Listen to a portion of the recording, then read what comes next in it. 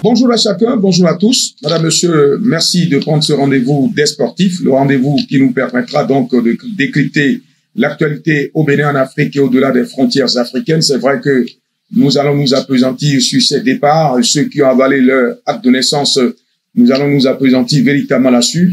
Eh bien, il y a donc Peter Rufai qui n'est plus de ce monde, et l'autre qu'on appelle Jota, ce type-là qui évoluait au sein de cette formation que vous connaissez très bien, Liverpool.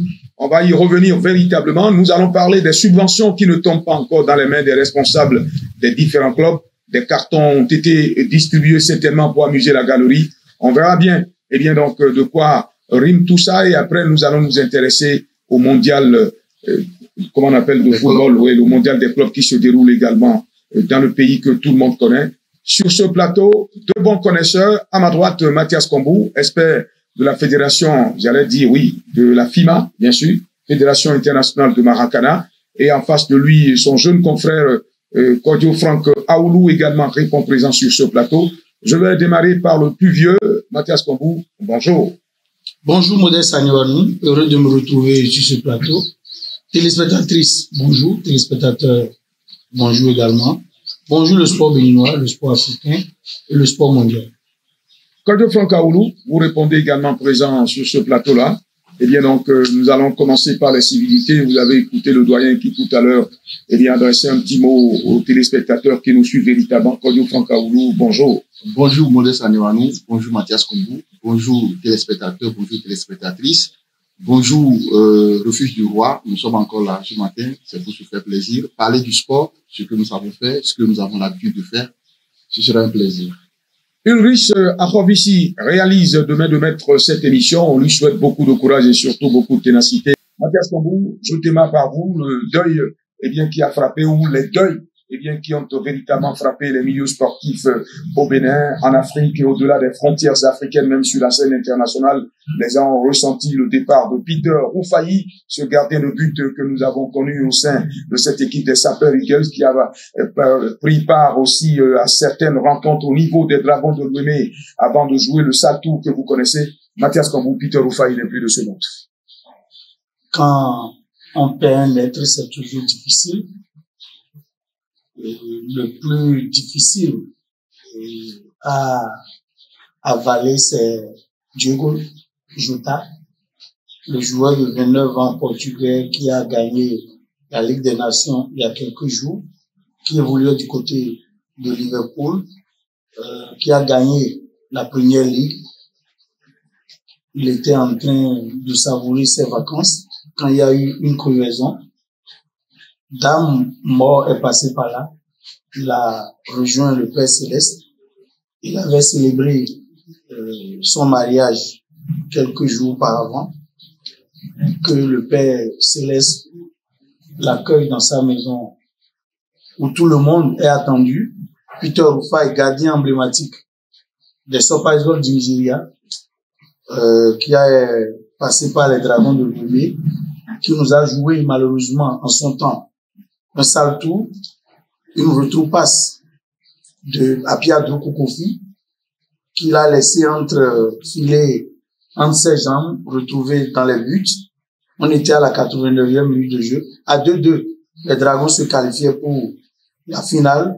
Quand je l'ai vu pour la première fois au stade de l'Amitié, c'est son visage qui m'avait impressionné. Il avait souffert pendant son jeune âge de la varicelle. Une grande taille, un grand gardien de but. Après, il a gagné la Coupe d'Afrique des Nations avec le Nigeria. Paix à son âme. Le Bénin lui reconnaît deux choses. Bon gardien, mais au finish, il nous a joué un mauvais tour. C'est ce qu'on retient le plus de lui aujourd'hui. Mais Dieu a donné, Dieu a repris. 61 ans donc, eh bien, pour Peter Rufai, qui véritablement méritait encore de continuer, eh bien, ce challenge-là dans la vie, mais qui malheureusement a été fauché, eh bien, par une crise qui l'a fait tomber lundi dernier. Finalement, il a avalé son acte de naissance. Kodio Franck Aoulou, eh bien, c'est une grosse perte pour le football africain, même si il ne continuait plus de jouer sur le grand rectangle. Mais Peter Rufai n'est pas de ma génération. Il est comme un père pour moi. Donc, je ne fais que demander au Père Céleste de bien l'accueillir et de veiller sur son âme. Et ce qui m'a marqué, c'est le départ précoce de Diogo Jota. Ça m'a fait, quand j'ai appris la nouvelle, c'est un départ tragique. J'ai pensé directement à Victor Hugo qui a dit de tout berceau, germe il tombe. Mais de cette manière, c'est alarmant, c'est gênant, c'est choquant. Diogo Jota que j'ai vu récemment sur le terrain, son dernier but qu'il a marqué aussi, et il part comme ça, hein, dans la douleur. Un jeune qui a laissé derrière lui ses 3 enfants, sa femme, avec qui il s'est marié il y a à peine 14 jours. 14 jours, ils se sont mariés. Et bon, il s'est laissé emporter comme ça. Il s'est laissé emporter. Il perd son âme. Que le Seigneur l'accueille. Merci à chacun de vous. C'est vrai que c'est pas un dossier sur lequel il faut beaucoup s'appesantir dans cette émission-là. C'est vrai que c'est la douleur que chacun de nous ressent véritablement par rapport à ces 2 départs.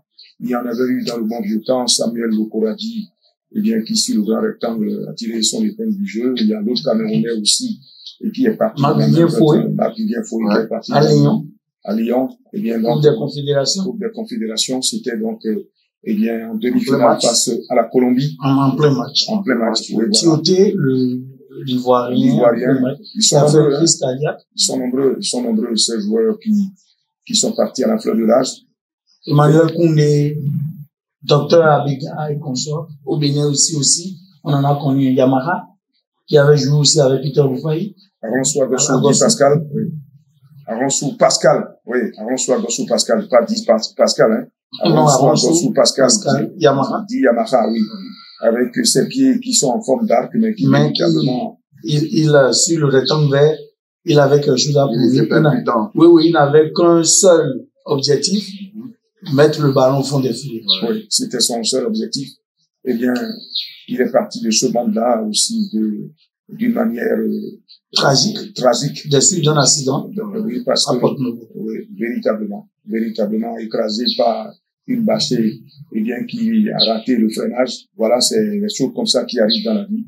Plaise à Dieu donc nous protéger véritablement et nous permettre de poursuivre notre mission, une mission qui connaîtra son apogée quand on aura fini véritablement, eh bien, d'accomplir le devoir ou la mission que Dieu nous a confiée. Madame, Monsieur, nous allons donc tourner cette page sombre et nous occuper cette fois-ci de la dimension, eh bien, des subventions qui devraient atterrir dans les mains des responsables des différents clubs pour gérer certaines situations.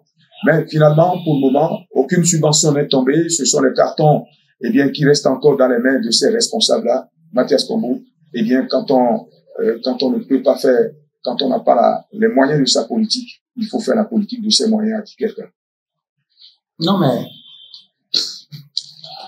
je suis un peu dérangé parce que l'objectif du premier béninois, le président Patrice Talon, c'est de plus tard faire du Bénin une nation sportive. Il y a eu 22 stades qui ont été construits.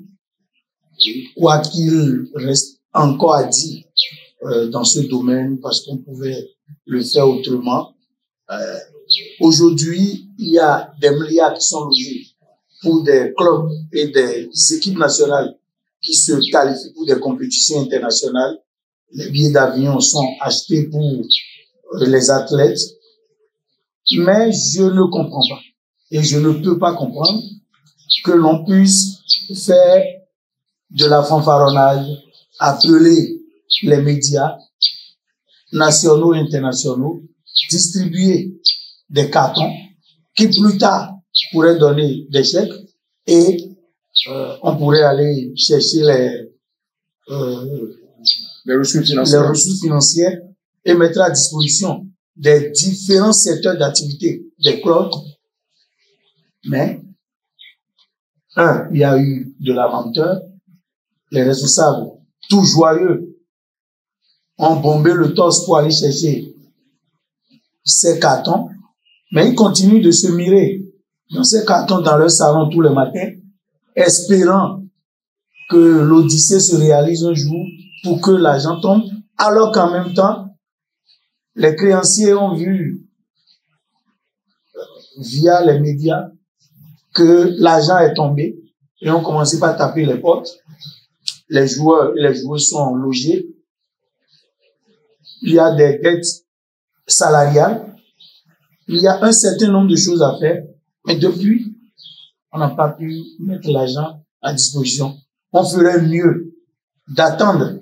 Et quand on serait prêt, véritablement prêt, à ce que l'argent tombe, on pourrait appeler qui de droit. Pourquoi avoir alors fait tout ceci pour ces résultats? Je n'arrive pas véritablement à comprendre. Je suis peiné et nous souhaiterions qu'à l'avenir, le ministre Dato puisse aller tout doucement, ne pas précipiter les choses, attendre que les ressources soient disponibles, remettre les cartons pour que 2-3 jours après, on puisse entrer en possession de ces ressources. Vous savez que j'ai été secrétaire général de la Fédération du Maracana pendant une dizaine d'années. Avec le trésorier général, on faisait les circuits. On a même appelé le couloir du DRFM, le couloir de la mort. Parce que vous allez, l'argent n'est pas là, vous retournez, l'argent n'est pas là. Et un beau matin, on vous appelle, et c'est le classement qu'on fait. Tel nombre de fédérations, telle autre fédération, tel club, tout ceci peut être mieux fait. Nous sommes dans un pays bien civilisé où on peut mieux gérer ce point. À Gazelle, nous, on doit libérer les filles. Les filles doivent retourner vers leurs parents. Les parents nous mettent la pression. Les bailleurs de maison nous mettent la pression. Plein de choses à faire. On a ras le bol. Et je pense que c'est des subventions, on a dit. On ferait mieux de les mettre à disposition très rapidement. Quant au Fonds Kaoulou, vous avez suivi Mathias Kombou qui véritablement la peint une situation que personne n'arrive à comprendre. Beaucoup de bruit financier, mais finalement, eh bien, les gens ne récoltent que du néant pour le moment parce que là, il n'y a pas de substance financière du tout. On ne sait pas comment les choses se passent eh bien, au niveau du ministère des Sports pour qu'on remette des cartons et qu'après, bon, eh bien, que cela soit un silence radio qui règne à ce niveau-là. Le ministère doit revoir les copies parce que il y a un mois déjà que les...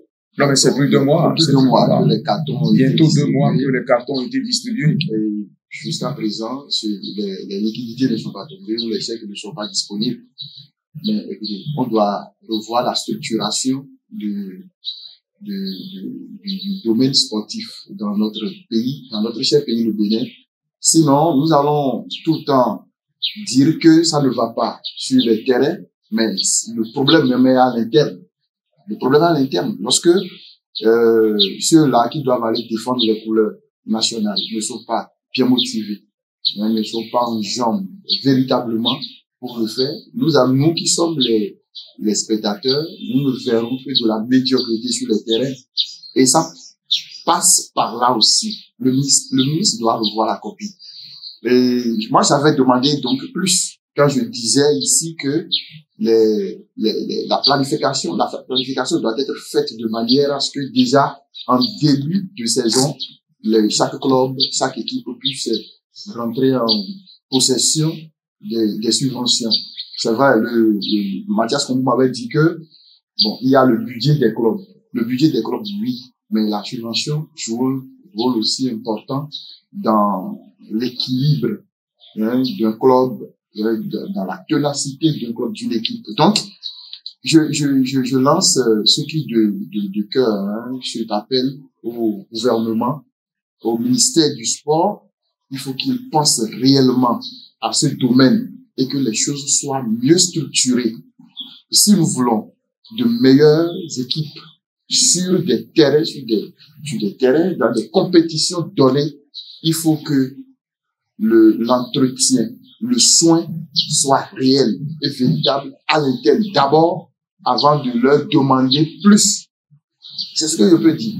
Sinon, mais ça, les gens vont continuer à nous ridiculiser, les gens vont continuer à se moquer de nous.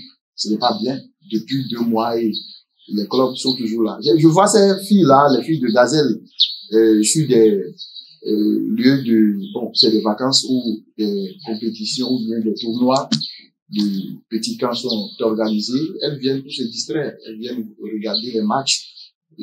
Au lieu véritablement de retourner dans leur famille. Dans leur famille, pour s'acclimater de nouveau avant de reprendre la saison prochaine. Et ce n'est pas bien. Il faut que le ministre et le gouvernement nous aident réellement, ou bien aident ces clubs-là à retrouver quand même une identité. Une identité, c'est pas bien. Je pense qu'ils n'ont pas de sous d'oreille, ils nous écoutent et ils le feront. Voilà. Merci à chacun de vous. Oui, Mathias. Il y a mon cher Jacques Okumasu que je peux citer dans cette émission qui disait souvent, quand on était sur le plateau de l'ORTV, pour faire le sport, il faut 3 choses. 1, de l'argent. 2, de l'argent. 3, de l'argent. Ah ouais. De l'argent. Coupe du monde des clubs, peut-être on va l'aborder tout à l'heure, jusqu'on va l'aborder. Prime de participation, c'est des millions de dollars. De dollars ou d'euros, oui. Quand vous allez à un niveau, c'est des millions de dollars. Oui. Quand vous dépassez encore un niveau, c'est des millions. Tout ceci est planifié. Mais l'Atlético de Madrid est parti avec 23 millions d'euros. Quoique éliminé dès le premier tour. Oui. Donc, vous ne pouvez pas vouloir une chose et son contraire. Non. Le Bénin veut devenir une nation sportive, veut rivaliser avec les grosses cylindrées. Il faut de l'argent. Il faut de l'argent. Il faut y mettre les moyens. Il faut y mettre les moyens. Forcément, je suis d'accord avec vous. On a vu des joueurs comme Abedi Pelé, père à son âme Peter Rufai, Apia Droukou Kofi, Timo Yobi au niveau des requins, signer en ce temps-là des centaines de francs. C'est en ce temps que le Bénin faisait valoir ses compétences sur le plan continental. Mais depuis, quand vous n'avez pas de gros moyens. Alors qu'aujourd'hui, il y a encore plus de jeunes motivés qui pourront. Jocelyn Ouya a dit à la CAN 2004 que quand il court, l'argent qui le retient par le on a vu ce qu'ils ont foutu. À cette CAN où ils ont pris une raclée contre le Maroc avec un but de El Kakouri de près de 50 mètres où Chitou Rachad est allé à la rue. Alors, vous le connaissez, quand ça dépasse tout le monde, Michel, il pourra faire quoi? Quand le ballon dépasse tout le monde. Donc, il faut de l'argent. Si on veut faire du sport au Bénin, il faut de l'argent. C'est cela. Aujourd'hui, le haut niveau demande beaucoup d'argent. Il faut mettre les joueurs dans de très bonnes conditions. Le haut niveau demande beaucoup d'argent, mais quand vous finissez un championnat de première division de football et que pour avoir dépensé 50 ou 100 millions de francs CFA, on vous remet 20 millions de mains. C'était 4 millions et 10 millions. Peut-être que c'est nous qui avons fait dans cette émission que c'est passé à 20 millions. Dans d'autres pays, c'est déjà à 1 milliard, 2 milliards. Oui. Et on donne 20 millions au Bénin. Non, mais les compétitions. Dadia a déclaré forfait. Pour un tournoi au Nigeria. Je suis sûr. Je n'ai pas l'information, mais je présume que c'est à cause manque de moyens. Des moyens que Dadia n'est pas. Les tournois de vacances organisés, les petits camps de 4 ou de 5, où l'enveloppe, c'est déjà 1,5 million. L'enveloppe, c'est déjà 1 million. Et pour une grande compétition nationale, on met 10 millions, on met 20 millions. Ce n'est pas sérieux. Mais qu'est-ce que vous dites comme ça, là? Les responsables doivent manger d'abord. Maboulé, mais là, c'est ça, véritablement. Les responsables doivent manger. L'argent du football tombe d'abord dans des poches indélicates avant de venir vers les véritables acteurs. Il faut avoir le courage de dire certaines vérités. N'en déplaise, bon, ben. Là, nous n'allons pas évoluer. Ah, non. Qui veut l'évolution du pays? Votre objectif, c'est que vous évoluez. Mathias Kombou. Il y a un joueur sur le rectangle vert, mais vous mettez une panoplie de personnes dans les bus et les avions. Il faut aller donner l'information. Les gens commencent pas à courir pour la CAN qui aura lieu au Maroc. Personne ne pense à la préparation de l'équipe. C'est un problème. C'est bien dommage. C'est bien dommage. Maboulé, mais s'il vous plaît, il faut laisser tomber ça et vous occuper véritablement des joueurs et pourquoi pas de ceux qui véritablement pour un réel développement, il faut s'investir, il faut investir.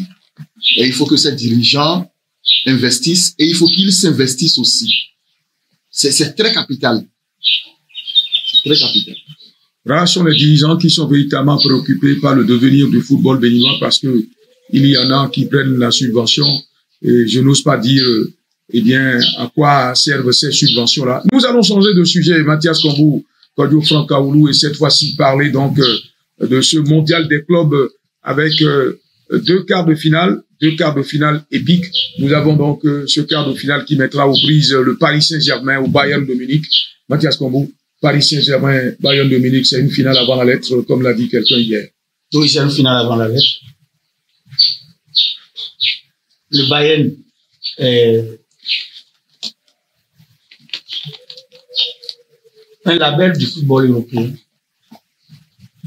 Le Bayern, même si est un peu en dedans ces derniers temps, Ouais. reste et demeure. Ouais. Ça, vous avez bien fait l'analyse. Reste et demeure une équipe très crainte et peut toujours surprendre à tout moment. Mais la dynamique du PSG actuellement est telle que ces garçons moyens d'âge 25 ans.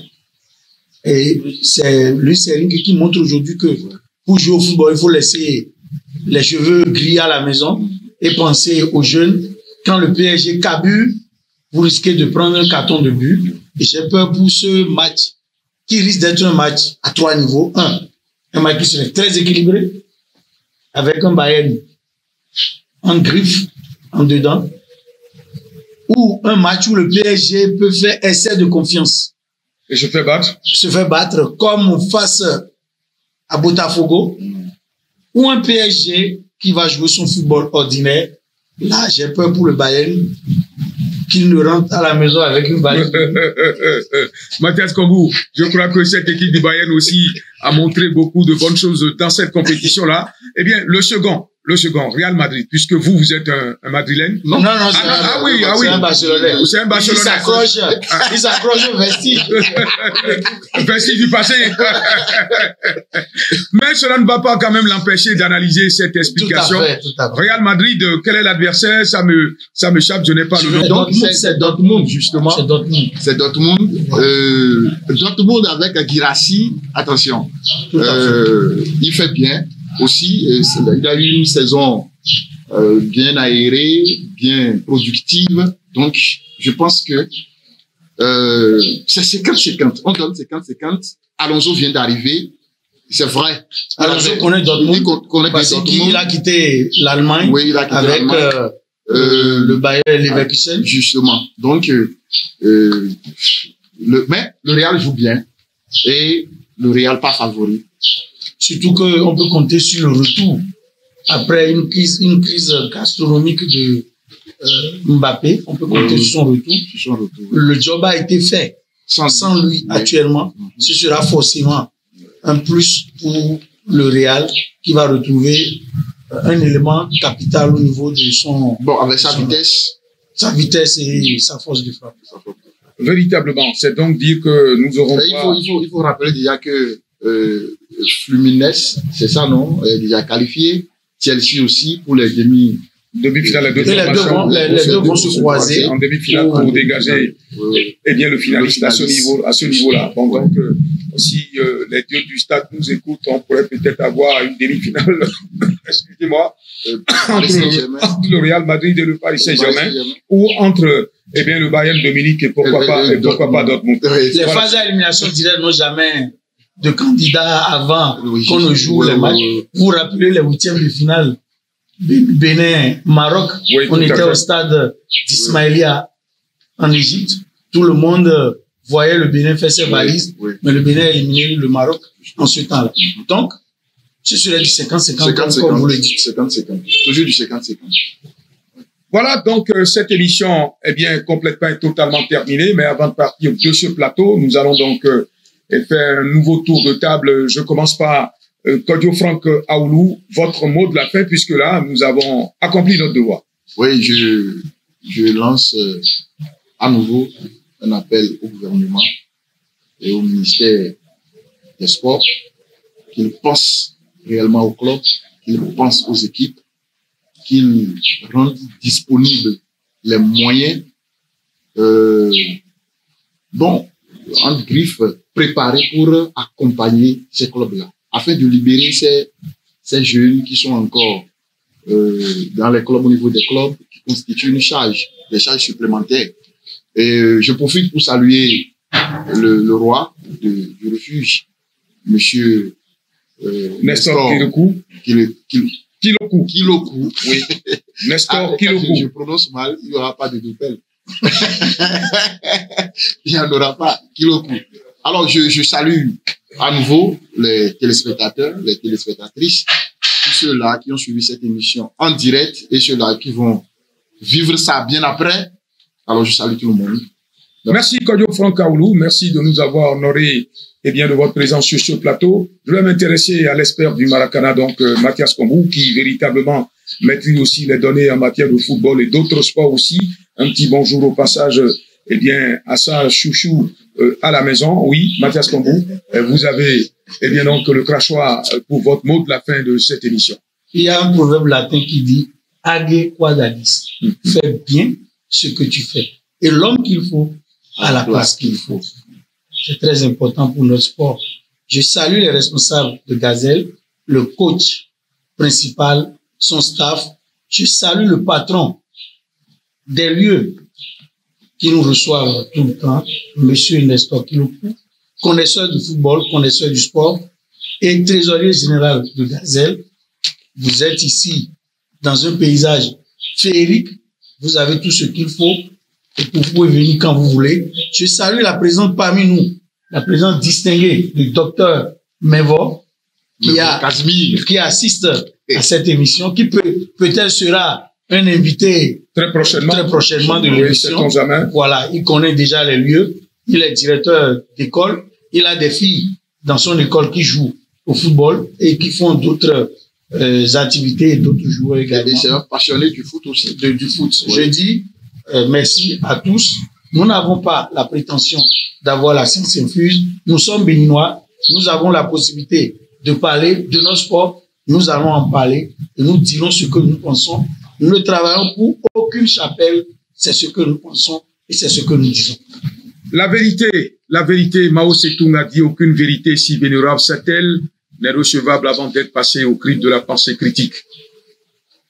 Aucune vérité, si vénérable soit-elle, n'est recevable avant d'être passée au crible de la pensée critique. Oui, Ulrich Akhovici a réalisé cette émission que nous avons pris du plaisir, s'il vous plaît, à véritablement animer. Je dis un petit bonjour au passage au patron des lieux, Nestor Kilokou, qui nous reçoit véritablement et qui nous permet de bénéficier de ce cadre adéquat, un cadre adéquat que nous vous appelons à découvrir véritablement, pour vous rendre compte de ce qui s'y passe. Madame, monsieur, ce sera l'essentiel qu'il faut retenir sur cette émission.